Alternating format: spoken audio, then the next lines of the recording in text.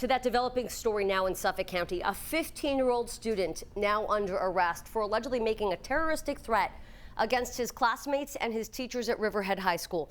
It is the latest incident involving a recent rash of school threats on the island following those mass shootings. News 12 Long Island's Caroline Flynn live outside Riverhead High School in Caroline. This is the first arrest we're seeing with a verbal threat. Usually we see them on social media.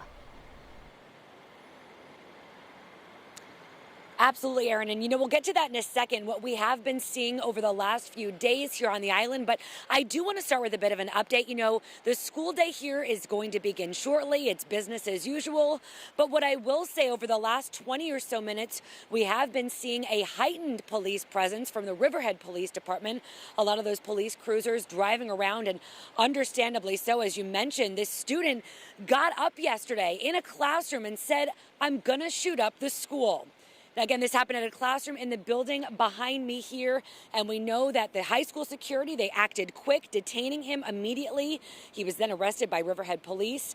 We know that he did not have any weapons on him, and none were found in his home. And as you mentioned, unfortunately, we have been seeing a rise in threats against our local schools, all in the wake of this horrific elementary school shooting last week in Uvalde, Texas. 18-year-old Okito Orlando Blair Jr. was arrested and released without bail. That was yesterday after allegedly posting threats to shoot up his high school, Westbury High School, earlier in the week.